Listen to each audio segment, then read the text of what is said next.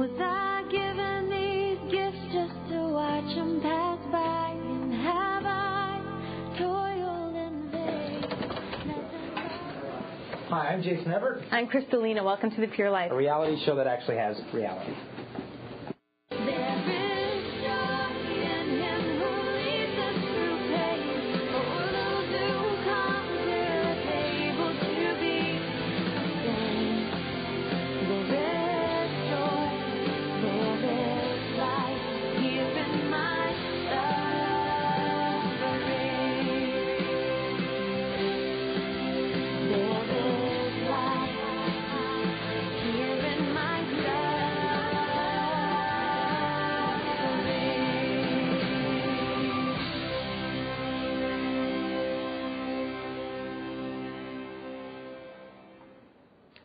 Welcome to The Pure Life. Any young person today would agree that there's an overwhelming pressure to date nowadays.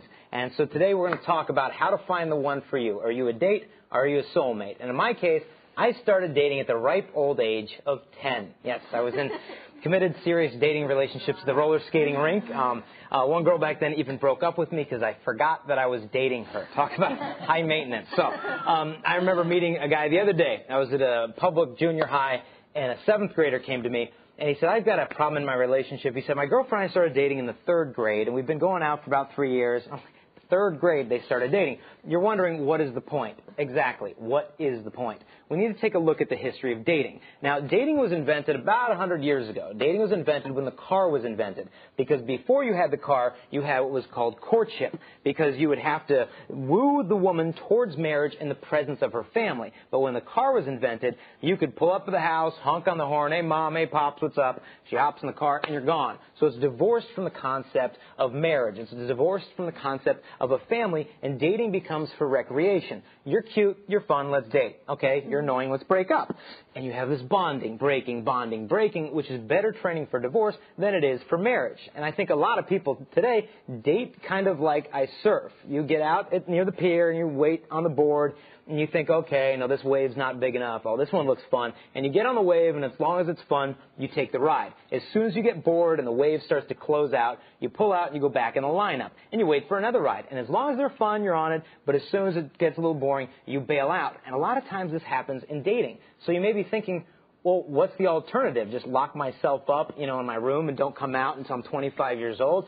There's a concept of courtship that I think makes an awful lot of sense. And I think women especially appreciate courtship because it involves a couple principles. One, the men must communicate. What a concept.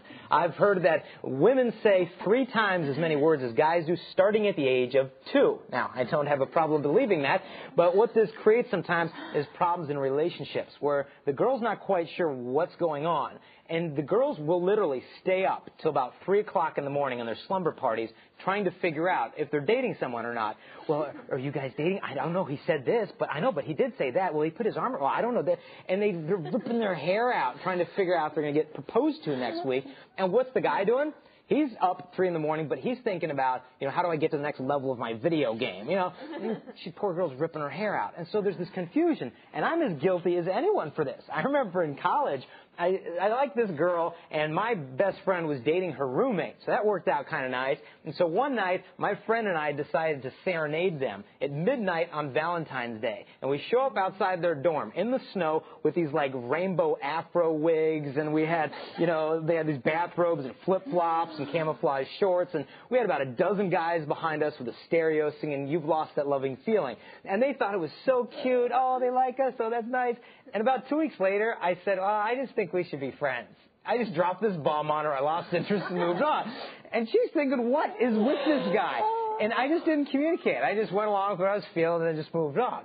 So one of the beauties of courtship is the guy has got to communicate that I am deciding that I would like to pursue a relationship with you with the intention of heading towards marriage. The intention is clear. Also, you involve the family, because if you'll watch how your boyfriend or girlfriend treats their mom or dad, if you have a boyfriend and he's a real jerk to his mom, he's real jerk to his sisters, guess what you have to look forward to once he becomes your husband. So it spends time with the family. You actually honor the parents by doing this, and you also build more of a foundation of friendship. There's a verse in the Song of Songs that says, "You have ravished my heart, my sister, my bride." And what this tells us is that you got to know the girl almost as a sister before you know her as a bride. And it builds that foundation of a true relationship. Because the relationships that take off like a rocket, more often than not, come down like a rocket as well. And so one other principle of courtship, it involves just timing. You know, you don't go into the relationship until you're within a reaching distance of marriage. And during that time, you build that foundation of a friendship. There's a condos getting built near where we live, and they've been building it for a year, but nothing has happened above ground so far. All of the foundation is being laid, the pipes and the sewage and the concrete, and it's been boring to watch. But they would never try to build a neighborhood without building such a solid foundation. And so if we're going to build a solid marriage, we need to begin with this foundation of graced friendship. And honestly, I think there's a lot of wisdom in not dating in high school. And I know that's a bit controversial, but look at it from a perspective of purity. Let's say I start dating a girl when I'm a sophomore in high school, and I think I'm going to marry this girl. That means we're going to need to be pure for, 6, 7, 8 years straight in a romantic relationship until the time can really come for marriage. There's an interesting stat I found in the Journal of Adolescent Research, and what they found is this: 84% of boys and 82% of girls who do not date until they're 16 years old graduate high school as virgins. If they begin dating when they're in the 7th grade or younger, only 29% of boys and 10% of girls were still virgins by the time they graduated high school. This is amazing. 7th grade girls that start dating, 90% of them will not be virgins by the time they get into college. And so there's a lot of wisdom in delaying it when it comes to purity. Also, practicality. If you start dating in high school, odds are you're going to end up in different colleges. And then you have to deal with this long-distance relationship. So many students have said to me, I'm going to college in Boston. She's going to LMU out in Los Angeles. What are we supposed to do? Do we just break up? We get along great, but we just know it's not practical. We want to grab onto the love, and then we realize this is really hard to work out. I met one girl recently, and she was 15 years old, and she was on her 3rd engagement. I mean, she hadn't had her driver's permit yet, but she's practically looking towards her 3rd marriage. And I know you want love. We want love. But if we want it, we've got to pull back a little bit. If you see how they fly a kite, you pull on the string, and the tension is what allows it to rise.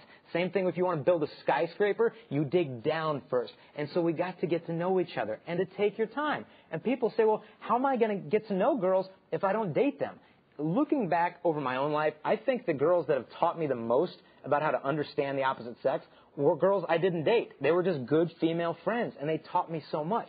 And so don't be afraid of being single. As Crystal had said on the last show, singleness really serves a purpose. I mean, when we met, and she had come back from that year of missionary work, and she had started, college and her career, and we met, this girl was free. She was not just available, she was free, confident, pure, mature, and it was wildly attractive that she had both feet on the ground. And it was almost as if she and I dated a lot. And it was almost as if our whole lives we've been looking for that soulmate. Is she the one? Is he the one? Looking all over.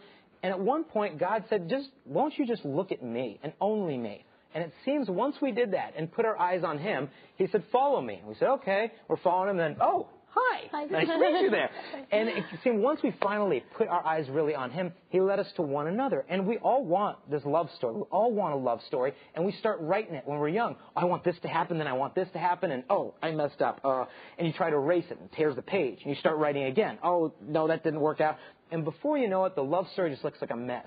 And God steps in and he says, can I have the paper? Can I have the pen too? Would you let go? And once we just let go, surrender it, and we give it to him, it's surprising how fast things sometimes work out. And if you feel like, well, I'm obeying God, I'm listening to God, and I still feel like I just can't find the one, I just feel so lonely. For one, don't take it out on God and don't take it out on yourself. A lot of times we take it out ourselves. I remember in high school, coming back from the batting cage with a bunch of my friends. We walk into my kitchen after coming back, we're all sweaty, about 5 or 6 of us guys, and my mom hangs up the phone. I said, oh, who are you talking to? And she said, I was just talking to Amy's mom. And I go, oh, how's Amy? And she's a cute girl at the nearby high school. And she said, oh, she's crying. And I go, why is she so sad? And she said, well, nobody asked her to the dance tonight. And all 5 or 6 of us guys simultaneously said, oh, there's a dance tonight? Huh. And we went backyard, played some basketball, and here's this poor girl with these huge self-esteem problems at the all-girls school next to the all-boys school. But because we were just clueless, we didn't think to ask her out. And we probably wouldn't have asked her out anyway because we were so shy, but she had nothing to worry about. She didn't need these big self-esteem problems, but we take it out on ourselves sometimes when we can't find love. Also, we could take it out on God. God, do you know what you're doing with my life? Have you abandoned me? I want you to imagine myself walking through the woods, through the forest with my son. I have a little 2-year-old boy named John Paul. Imagine we're walking through, and I see a stream up ahead. And it's about 2 feet deep, and that's about as tall as he is.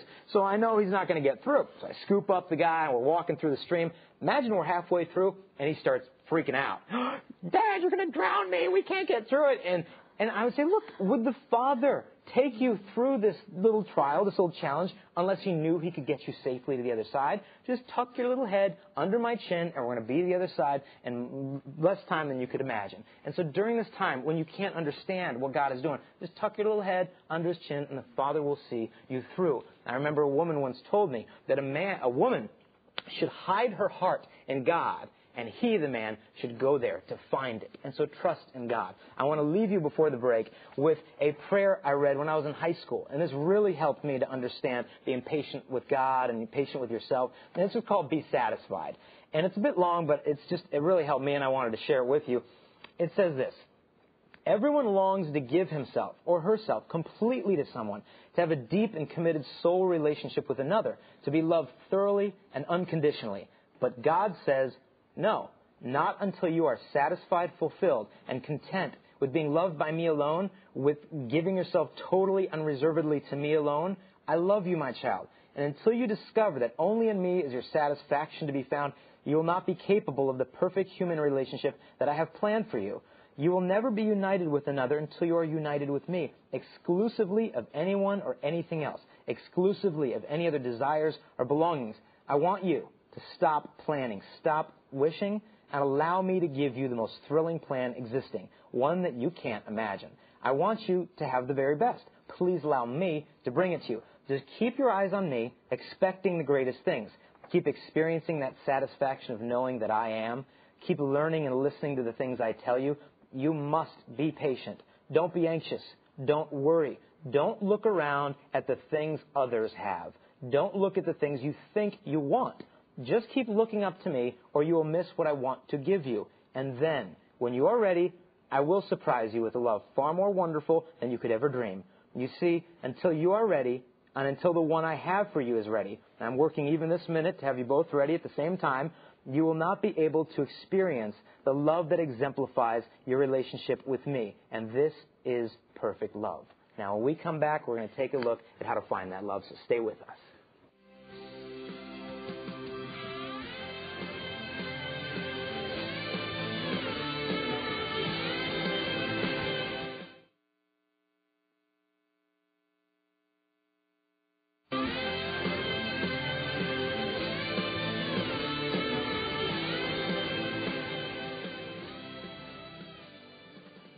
Hi, welcome back. Now, growing up, I came from a broken family, and all of my aunts and uncles, a lot of them were divorced. So I saw growing up as marriage as something that wasn't something that lasted. And I remember being over my friend's house, and her dad was around, and I was sleeping over.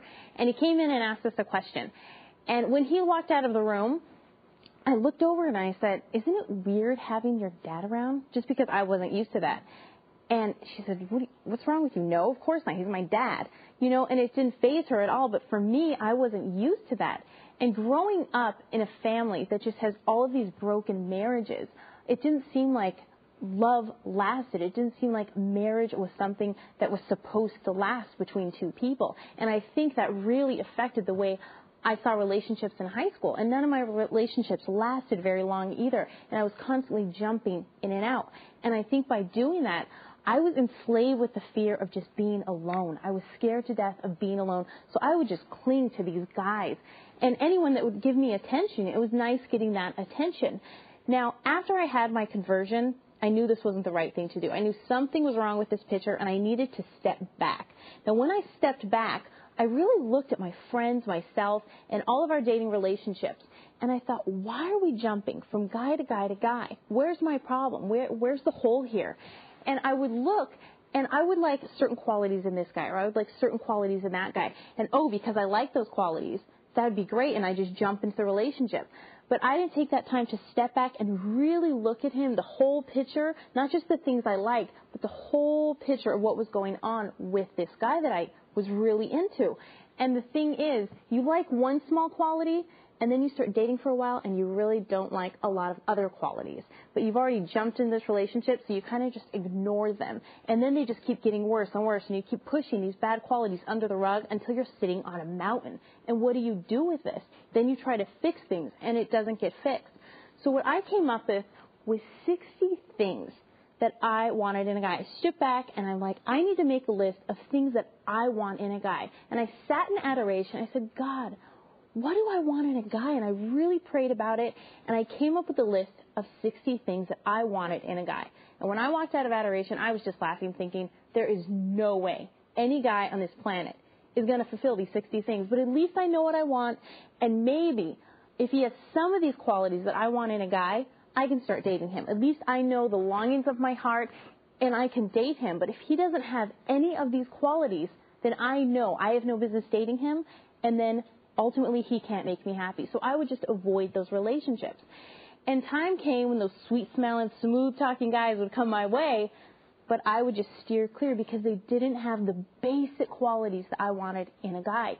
Yes, I would have had a date on Friday night, but I knew ultimately they wouldn't make me happy, and they wouldn't be treating me the way I wanted to be treated. Yes, my standards were high, and yes, it was hard the times that I was alone, but in the long run, it paid off.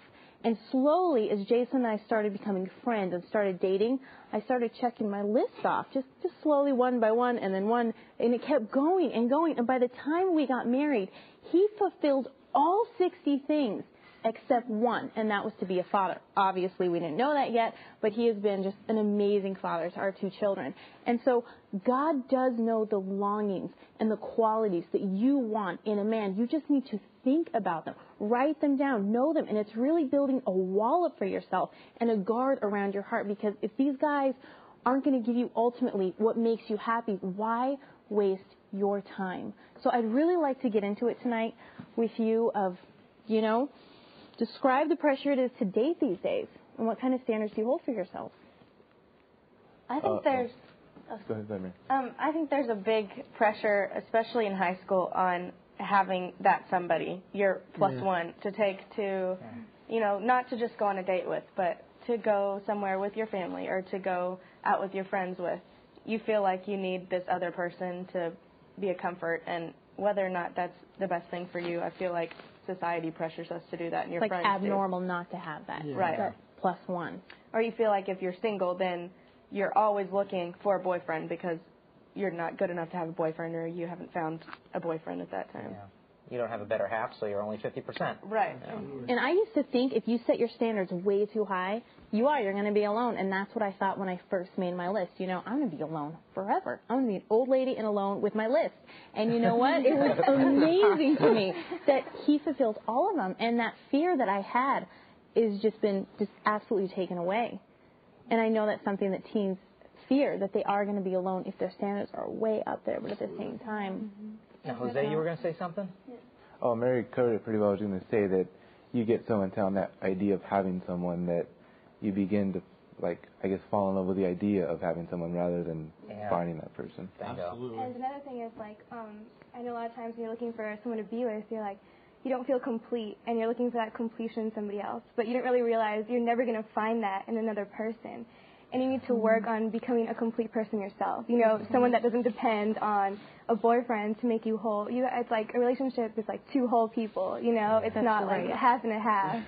Very good point. That's really good. Yeah, and I guess just how that's how I think. For a while, I was just there's something going back to what you were saying about just not being afraid that you're not gonna find somebody because your expectations were too high.